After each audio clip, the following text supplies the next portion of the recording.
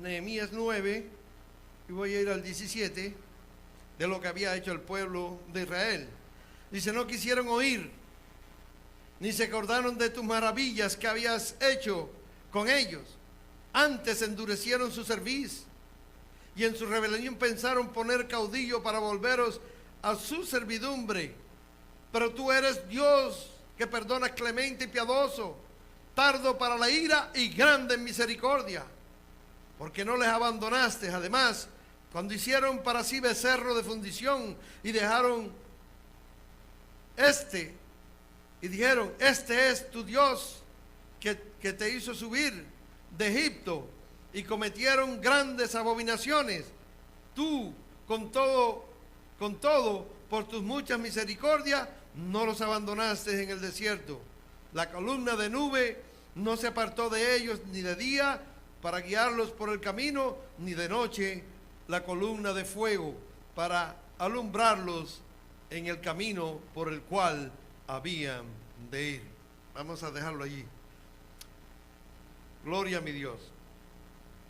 Estamos hablando del capítulo número 9 de Nehemías. Me observé y me di cuenta de que todos los capítulos 9 de estos tres libros tienen un mismo sentido. El capítulo 9 de Esdras, que predicamos esta mañana en la iglesia Pentecostés de Alba de Peniel, nos habla de la confesión de pecados, del arrepentimiento y de la salvación del Señor. Aquí en Nehemías tenemos lo mismo. Nos habla del perdón de los pecados, es decir, la confesión de los pecados, el perdón y la salvación. Si usted va al capítulo número 9 de Daniel, también allí nos habla lo mismo. Es decir, hay 3 capítulos 9 que nos hablan de esto. Hermano, esa es la esencia del Evangelio. Ese es el objetivo de Dios. Es lo que Dios ha querido hacer con su pueblo y con todos los habitantes de la tierra. Primeramente, que confiesen sus pecados. Segundo, que se arrepienta. Y tercero, que lo acepten a Él como Dios para que tengan la verdadera salvación. ¿Cuántos dan gloria a Dios? Ahora, todo esto vino a traer la reedificación del pueblo de Israel. Y como hemos estado leyendo, hemos leído cómo reconstruía Nehemías todas las paredes y cómo reconstruía por familias. Nosotros vemos también, si usted va al capítulo 9 de Esdras, ve allí la confesión que hicieron, que los hombres, incluso los que estaban encargados de las cosas del templo, se casaron con mujeres extranjeras, mujeres que venían de religiones paganas, y a Dios no le gustó aquello. Porque Dios dijo que no podemos hacer yugos desiguales.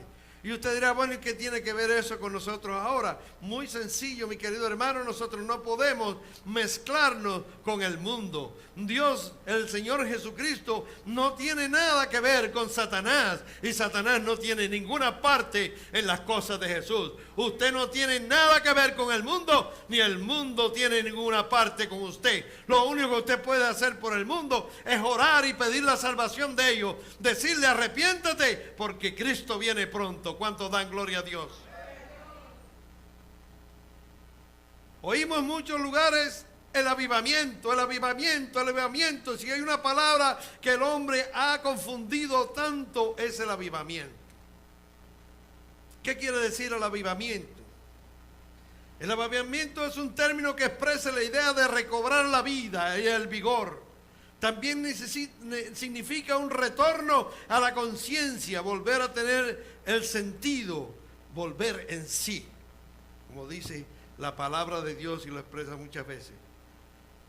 Quiero decir esto, mi querido hermano, que mucha gente dice en el avivamiento es que la gente venga a Jesucristo y se rindan delante de Él. Es cierto, Pero para que la gente venga a Jesucristo y se rindan delante de Él, el pueblo de Dios tiene que arrepentirse, tiene que declarar sus pecados y tiene que consagrarse nuevamente a nuestro Señor. Porque hay mucha cristiandad, hay muchos cristianos que están muriendo dentro de las iglesias y no saben cuánto es importante vivir pendiente a Dios, vivir pendiente a la santidad de Dios, a las cosas que Dios le gusta y le agrada.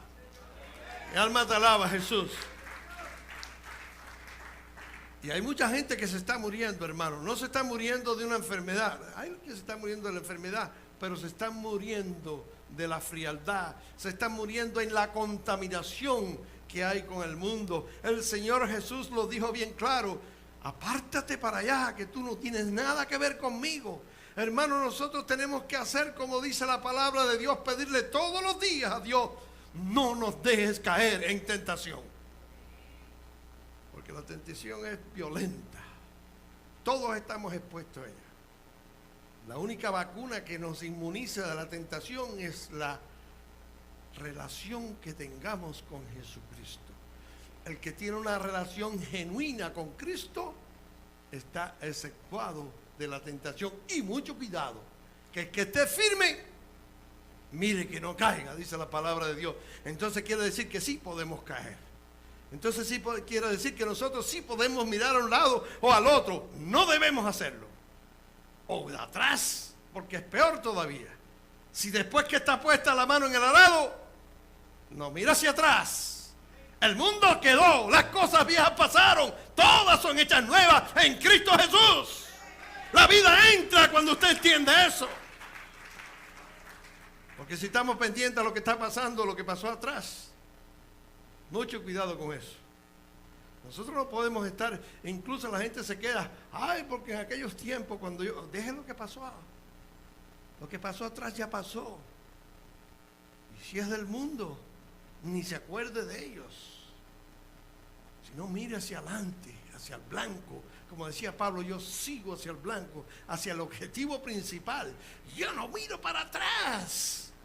¿Qué me importa a mí cuántas cosas y cuánto disfrute y cuánto placer yo tuve en el mundo? Yo tengo algo preparado. Hay un placer más grande, hay un gozo más grande, hay una vida eterna, hay una salvación que está esperando por mí. Por lo tanto, olvídese, no mire para atrás, mi hermano. Siga buscando, siga mirando hacia adelante, siga caminando. La marcha es fatigosa, la marcha es dura, el valle de sombra y de muerte nos está cesando, pero dice el Señor que Él irá con nosotros, que Él nos protegerá, que Él nos llevará de la mano y que nunca nos va a desamparar. ¿Cuánto dan gloria a Dios? Mi alma te alaba, Jesús.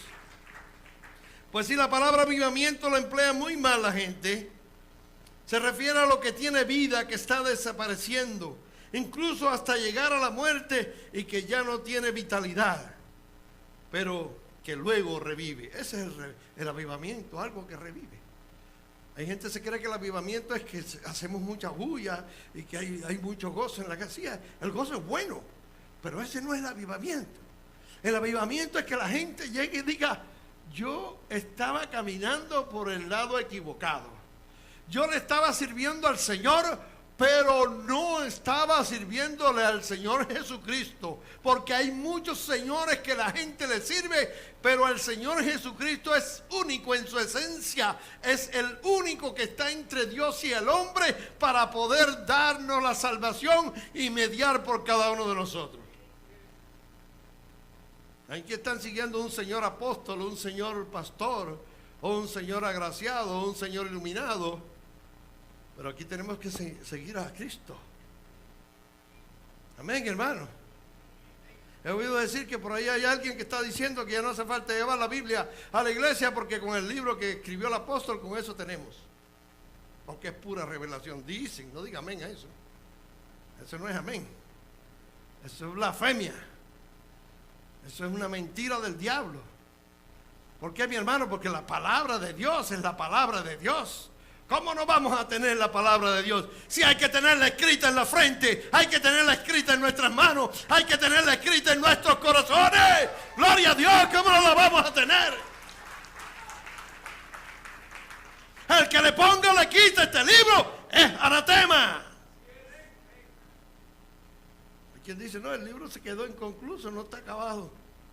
Pero la va a acabar el Señor Jesús cuando Él venga. Ninguno de nosotros tenemos potestad para ponerle ni quitarle a este libro, porque es la palabra. Así que cuando usted oiga algo que no le está mirando, no le venga bien con la palabra, empiece a orar. Y usted ve la iglesia llena, cientos de gente, miles de gente, pero también está llena de idolatría, llena de hipocresía, llena de apostasía. Apostasía es negar la fe. Apostasía es negar en lo que nosotros hemos creído. ¿En quién estamos creyendo? Yo no sé a quiénes ustedes van a servir, pero yo y mi casa serviremos a Jehová. Ahí lo dice. Gloria a Dios. Hay que tomar esa decisión. Hay que buscar eso, mi hermano. No se deje engatusar, no se deje llevar por el camino que no es. Porque aquí en este capítulo que usted habla, Nehemías está diciendo, como dijo el apóstol Pablo, habló sobre la resurrección del Señor Jesucristo en el capítulo 14 de la epístola de los Romanos, en el versículo 9. Allí dice, para esto Él murió y resucitó, para ser Señor tanto de los muertos como de los que viven. Este es pues un buen uso del término revivir. El Señor murió y resucitó. ¿Para qué? Para ser el Dios de los muertos y de los vivos. Porque los muertos tienen que ir delante de Dios. El espíritu del que muere va delante de Dios. Y allí estará el Señor para recibirlo. No vaya a creer ustedes que va a ir a divagar como un ánima que entra a las casas, que canta como los pajaritos. En algunos países que dijeron, yo oía que el espíritu de fulano cantaba como un pajarito y venía a verme todas las mañanas. Eso es mentira del diablo. Ninguno de los espíritus que ha subido de arriba puede bajar aquí, dice la palabra de Dios. El espíritu va al Señor y allí el Señor determina dónde va a ir, para allá o para acá. No hay ningún lugar de espera, no hay ningún purgatorio, no hay ninguna misa de 7 días que pueda limpiar al que murió.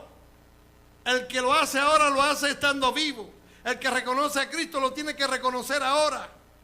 Después que muera ya no hay otra cosa que hacer.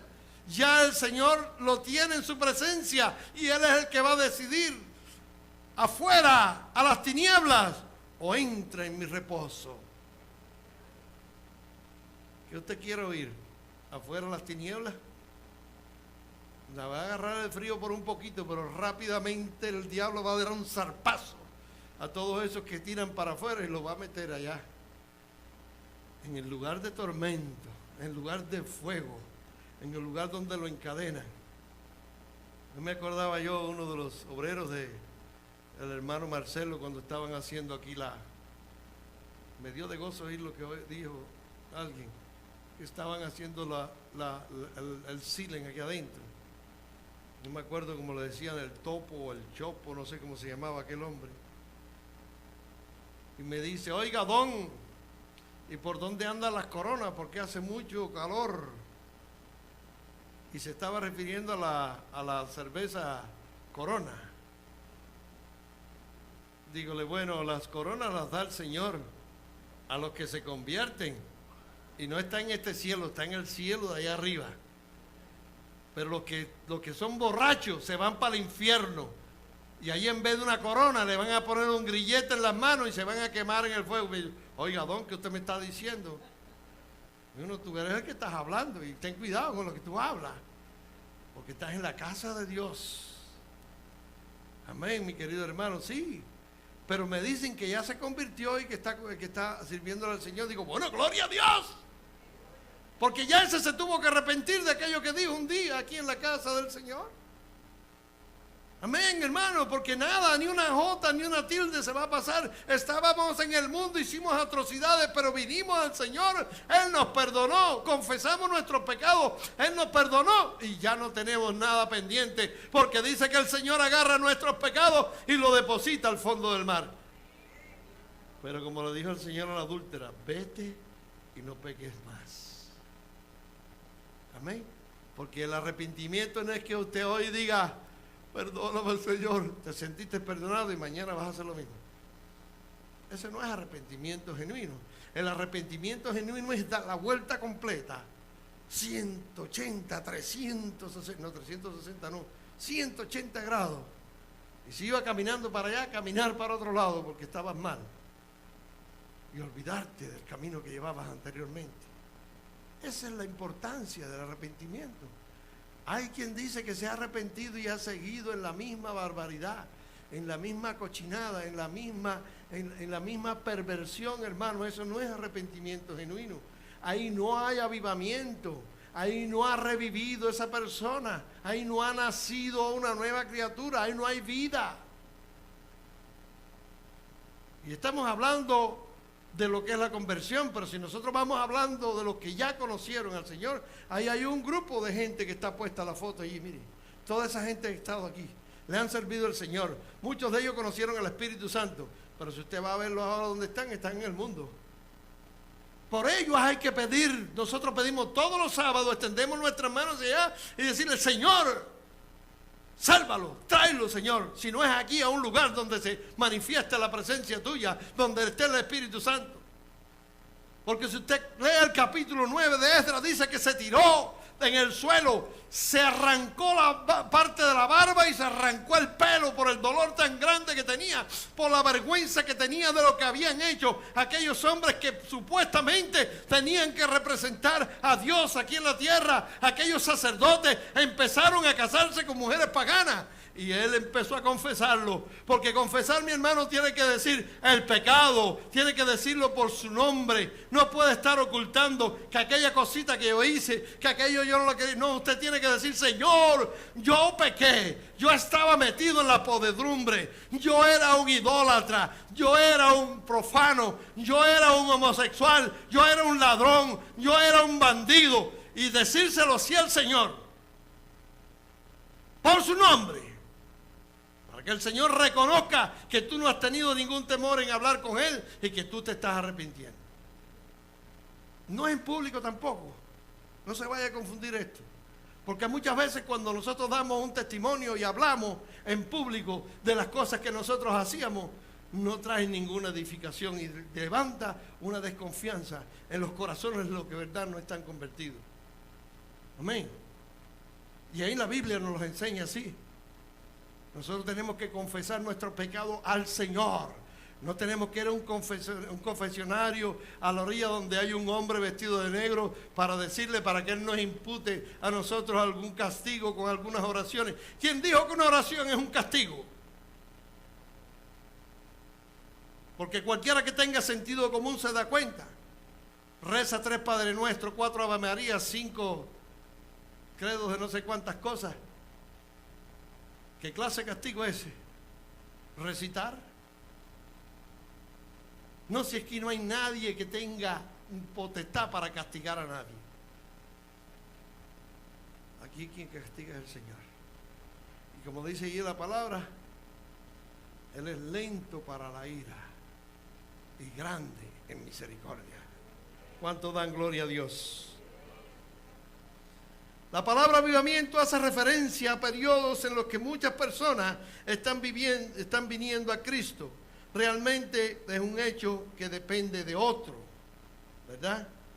Uno podrá ver un periodo en que las personas acudan a Cristo, no lo va a poder ver a menos que el pueblo de Dios haya experimentado un avivamiento y una renovación espiritual.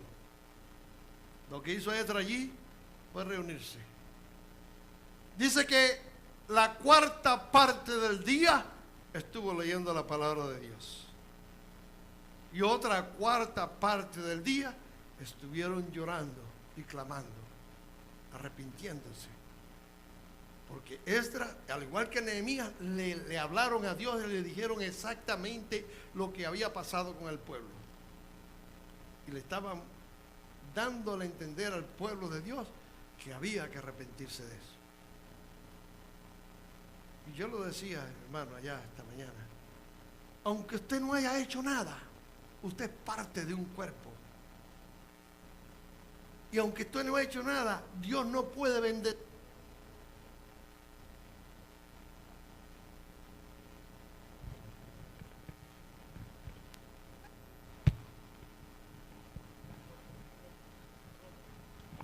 Gloria a mi Señor.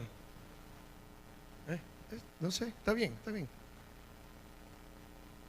Cuando usted dice, no, pero es que yo no he hecho nada, yo no tengo de qué arrepentirme, yo no tengo por qué pedir perdón. Usted es parte de un cuerpo, hermano. Cuando hay una parte de su cuerpo que se enferma, la otra parte lo tiene que sentirlo, ¿verdad que sí? Si a usted le duele una muela, su estado de ánimo está mal. Si a usted le duele un pie, su semblante no está alegre. Si a usted le duele una mano, todo su cuerpo está mal. Así le pasa a la iglesia, a la congregación. Si hay alguien que está haciendo algún pecado, mire, mi querido hermano, cuando llegó aquella familia y el hombre tomó el lingote de oro y tomó el manto babilonio, dijo, yo creo que esto tiene algún valor. Es una lástima botar esto. ¿Cómo yo voy a dejar esto botado, tirado aquí o destruirlo? Si esto puede ayudarnos después en un futuro si hay hambre. Pero Dios le había dicho, no tomen nada. Cuando lleguen a Jericó, dejen todo allí, destruyanlo todo, no tomen nada. Y si yo tomo algo y lo guardo, ¿qué estoy haciendo? Estoy desobedeciendo a Dios. Y a Dios no le gustan los desobedientes. ¿Qué pasó? Que salió Josué a perseguir los de Ai, y los de Ai los emboscaron, hicieron una mortandad grande dentro del ejército que no había perdido en aquel entonces ni una sola batalla, que Dios lo había tenido en el desierto 40 años, que habían venido a los alrededores del Jordán y todos los reyes que estaban allí habían sido vencidos porque Dios iba con ellos, porque Dios estaba peleando con ellos, por ellos. Pero ahora estaba un anatema dentro del pueblo. Había una maldición dentro del pueblo porque se cometió un pecado, una desobediencia grande delante de Dios. Pues dijo, si eso es así, pues yo no voy a seguir con ustedes. Y yo me imagino que algunos dijeron, bueno, pero ¿por qué vamos a pagar justo por pecadores? Porque son el pueblo de Dios, hermano. Y no es que están pagando justo por pecadores, es que Dios estaba enseñando a ese pueblo que hay que serle obediente desde el más chiquito hasta el más grande. Dios quiere que la iglesia sea obediencia. Usted quiere ver una iglesia bendecida, usted quiere ver una iglesia que entre de verdad en avivamiento, que todos los que están dentro de la iglesia se arrepientan y digan, sí, Señor, yo reconozco que he pecado delante de ti. En este momento yo quiero que tú me perdones. Y le pidamos perdón a Dios. Y nos humillemos delante del Señor. Dice que Esdras se puso una ropa de silicio y se echó polvo también en la cabeza, se echó arena, porque estaba completamente avergonzado de lo que había hecho el pueblo de Israel. Estaba representando el dolor que tenía Dios. Se humilló, no vino como arrogante, ni dijo, a esos que hicieron eso, quémenlo o tírenlo o mátenlo. No, Esdras le dolió lo que el pueblo había hecho, y aunque él no había hecho nada, aunque él se había dedicado a esconder el libro cuando estaba en Babilonia, él pidió perdón a Dios y él declaró, confesó sus pecados, hermano. Y esto es muy importante. ¿Usted quiere ver en su vida bendición? ¿Usted quiere ver que su casa se arregle? Porque hay mucha gente que dicen, yo no sé qué está pasando en mi casa, se metió el diablo en mi casa. Se metió porque tú lo dejaste meter. ¿Cómo lo dejaste meter? Porque no te humillaste delante de Dios, no le pediste perdón. Humíllate delante de Dios y pídele perdón y dile que tenga misericordia contigo, y el diablo tiene que huir de ti. ¿Cuántos dan gloria a Dios? Y estos mensajes no son muy contentos, no son de mucho euforismo, pero son los que sanan, hermano, porque la medicina más amarga es la que más cura. El jarabe más amargo es el que más cura. Amén. Entonces nosotros tenemos que entender esto que el Señor nos quiere decir hoy. El avivamiento no es aglomerar gente, no es cantar, no es brincar, no, el avivamiento es el contristarse tu corazón, el confesar el pecado tuyo y el pedirle a Dios perdón y recibir la misericordia de Él. Ahí donde empieza el avivamiento, ahí donde empieza la gente de verdad a recibir la bendición de Dios, y ahí es donde la gente va a empezar a convertirse cuando la iglesia se haya purificado, cuando la iglesia haya pasado por eso. ¿Cuánto dan gloria a Dios? Si se lo va a dar, déselo bien fuerte, que es para el Señor Jesucristo.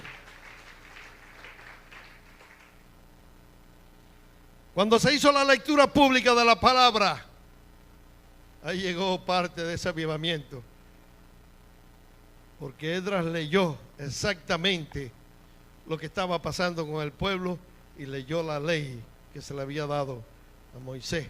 Y allí, como ustedes ven, Esdras estaba haciendo un relato de todo lo que el pueblo había caído, había inculpado. Le hicieron un púlpito, y a eso hablamos también una noche acá, que le hicieron un púlpito frente a la puerta de las aguas. Hacía 70 años que la palabra de Dios no había sido leída al pueblo de Israel. Y cuando Esdras empezó a hablar, cuando Esdras empezó a leer la palabra de Dios, la gente se compugieron de corazón, empezaron a llorar y vinieron al lado de Esdras y le dijeron a Dios: sí, mi Dios, somos culpables, Señor, ayúdanos, Señor. Estoy hablando combinadamente del capítulo número 9 de Esdras con el de Nehemías, que trata del mismo caso. Le dieron: sí, Señor, ayúdanos. Y la bendición de Dios bajó, hermano, porque ya estaba reconstruido el templo. Estaba finalizando la reconstrucción de las puertas y de las paredes, pero ya el templo había venido Zorobabel con 50,000 hombres y lo había reconstruido. Pero ahora Nehemías había venido para reconstruir la ciudad, pero el templo estaba reconstruido, pero la gente no había entendido, no se había arrepentido. Y cuando llegó Esdras, allí empezó entonces la palabra de Dios a ser escuchada. Cuando la palabra de Dios es escuchada por el pueblo, cuando la palabra de Dios trae el concepto de culpabilidad al cristiano, entonces hay avivamiento, entonces hay renovación, entonces hay reconstrucción. ¿Cuánto dan gloria a Dios? La reconstrucción no es levantar paredes solamente, es parte. La reconstrucción no es tratar de ajustar nuestras cuentas con el Señor y darle lo que le debemos a Él. No, la reconstrucción tiene que ver con el corazón de nosotros, porque el corazón contrito y humillado jamás Dios va a despreciar. Y si no es Dios, la reconstrucción no va.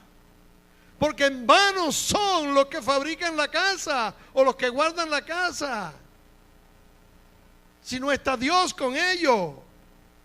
En vano vamos a hacer nosotros tantos programas, en vano nosotros vamos a hacer tantas cosas si el pueblo no ha entendido cómo es la reconstrucción, cuál es el avivamiento, qué es lo que desata la gloria de Dios dentro de nuestro lugar o dentro de nuestro templo.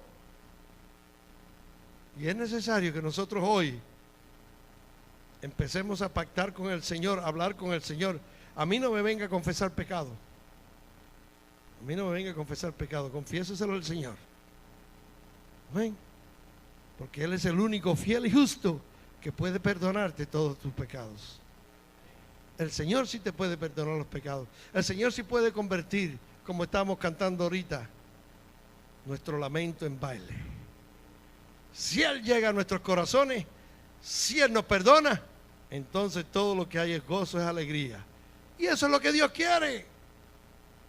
Pero hay que hacerlo por los pasos, y es lo que estamos aprendiendo a principios de este año. ¿Cómo vamos a reconstruir la obra? ¿Cómo vamos a hacer? No importa la cantidad que hay aquí en la congregación.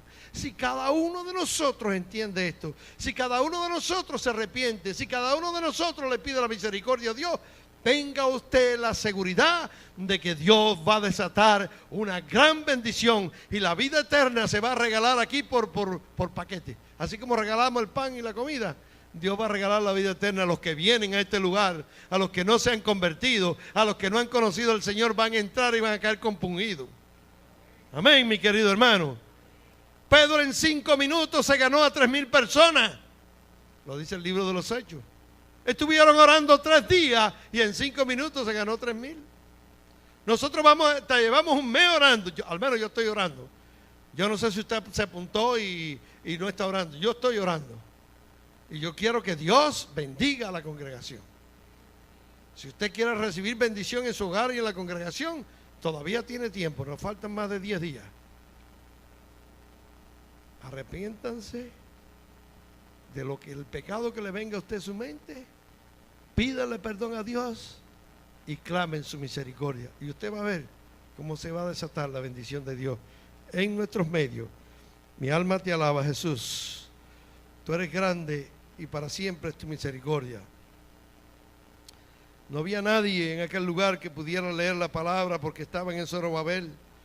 Cuando regresaron a su tierra y los muros fueron reedificados, Nehemías dispuso que hubiera un tiempo de lectura de la palabra de Dios. Esta lectura probablemente se prolongó por un cierto periodo cuya duración quizás desconocemos. Junto a él estaba Esdras, escriba, quien tenía la palabra de Dios.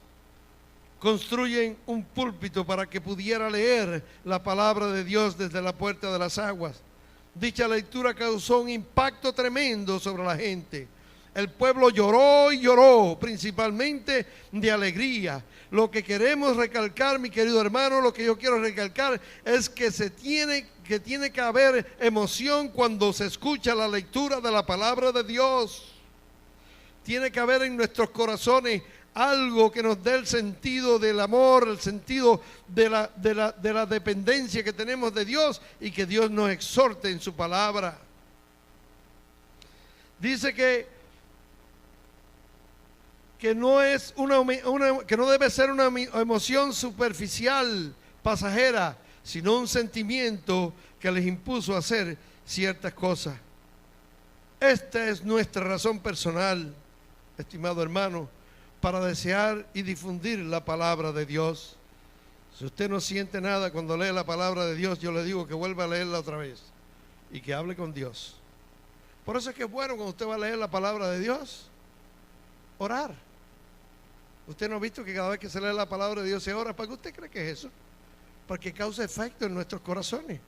No es una rutina, no es un catecismo, no es una cosa que la vamos a aprender para aprenderlo de memoria y más nada. Es algo que nosotros tenemos que impregnarlo en nuestros corazones.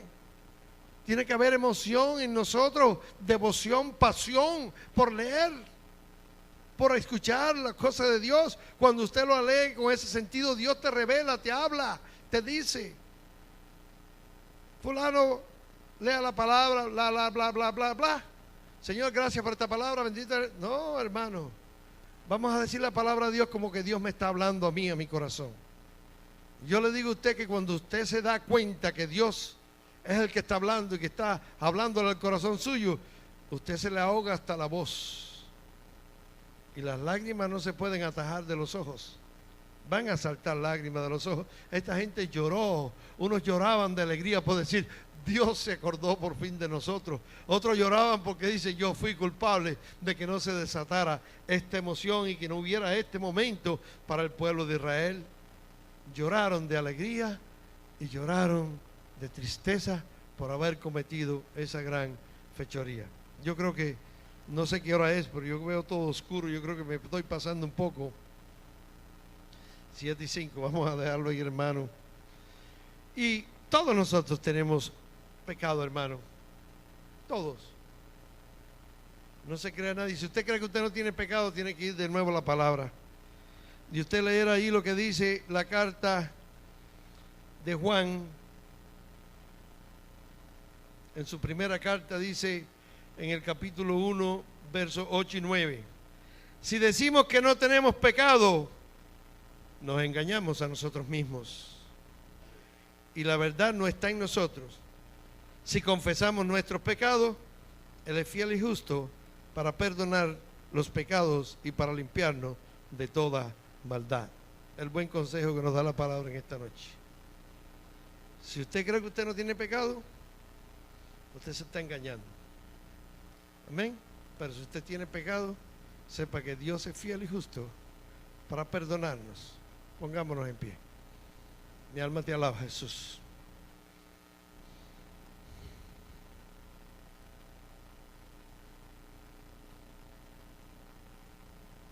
Alguien le dijo un día al predicador: es que usted habla tanto del pecado y habla tanto del castigo que la gente se aterroriza.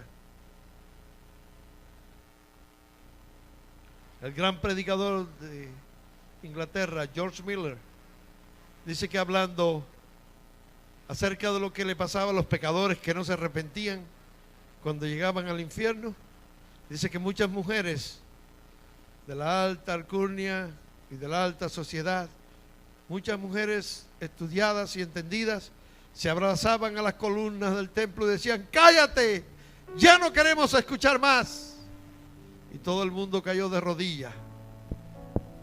Y mucha gente empapaba en el piso con sus lágrimas, porque se daban cuenta de lo que estaban haciendo. George Miller era un hombre casi ciego, miope, que tenía que acercarse a la palabra de Dios casi a 2 pulgadas de su rostro, y leía en aquel entonces con una vela pegada a su rostro, pero hablaba de la pureza de nuestro Señor, hablaba la pura palabra, la verdadera palabra de Dios, y la decía con la emoción que él sentía.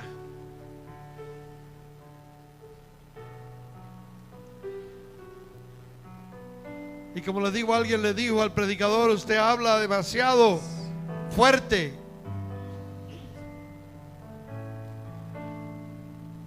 Dice: si yo hablara, quizás no te hubieras detenido a escuchar lo que yo te digo, pero fue Dios quien te habló. Pregúntale a Dios por qué te ha hablado tan fuerte hoy. El único objetivo que tiene Dios en hablarte, en advertirte, es para que tú entiendas que sin arrepentimiento no hay perdón de pecados. Sin humillación nada puedes hacer, porque nada entrará al cielo si somos orgullosos. Quizás hoy está hablando tu corazón. Quizás hoy Dios te ha tratado un poco fuerte y te ha dicho: tienes que arrepentirte, tienes que confesar tus pecados. Confiésamelo, dice el Señor. Pero aún Dios te dice algo más. Te dice: ven a mí, que voy a poner un avivamiento en ti. Esa vida tuya que se ha estado muriendo, esa vida espiritual tuya que ya no tiene ni hálito de vida, porque ya hasta la respiración espiritual te cuesta. El Señor te dice que para Él no hay nada imposible. El hijo pródigo dice que cuando estaba en lo más bajo, en la parte más baja de su vida, después de haber malgastado su dinero, su herencia, después de haber tenido tantos amigos, ir a tantas juergas, haberse emborrachado tantas veces, miraba a su alrededor y lo único que podía ver era cerdos. Y cuando la fruta caía del árbol, casi no tenía tiempo ni fuerzas para comerse una fruta y cobrar más energía. Pero dice que un día, cuando se miró en aquella ropa mugrienta, apestosa, hedionda, y miró a aquellos animales despiadados que le quitaban el derecho de comer algo, dice que volvió en sí. Me imagino que él diría: ¿y qué hago yo aquí? ¿Cómo podría salir yo de aquí? Más nunca. El hombre que me paga es un despiadado, a veces no me paga y me paga muy poco.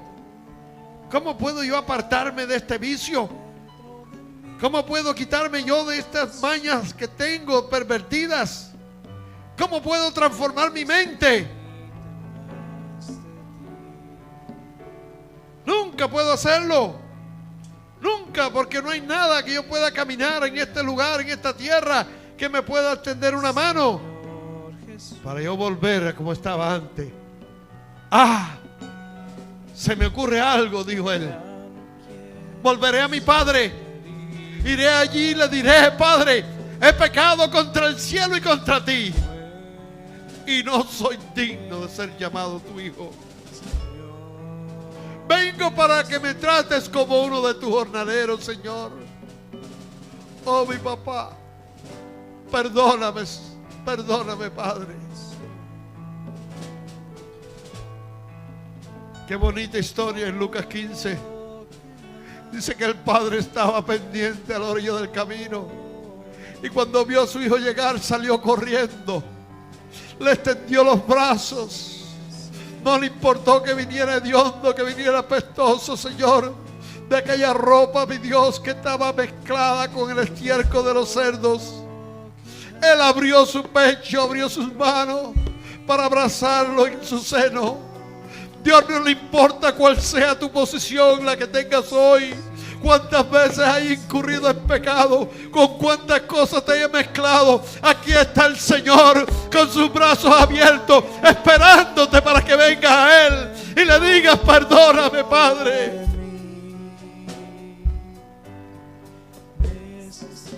Perdóname, Señor. ¿Qué hizo el Padre? No, mi hijo, ven, ven, ven. Búsquenle ropa, vístanlo nuevamente de limpio, pónganle un anillo, porque este es mi hijo. Yo di mi vida por él. Márquenmelo, pongan el anillo, que es el símbolo de mi amor, y formen fiesta, porque ha regresado vivo. Ha reconstruido su vida, ha llegado al avivamiento a él. Él ha venido arrepentido hasta mí. Gracias, Señor, por esa enseñanza. Gracias, mi Dios, que quizás alguien tenga que llegar hasta ti hoy. Alguien que crea que no es digno aún.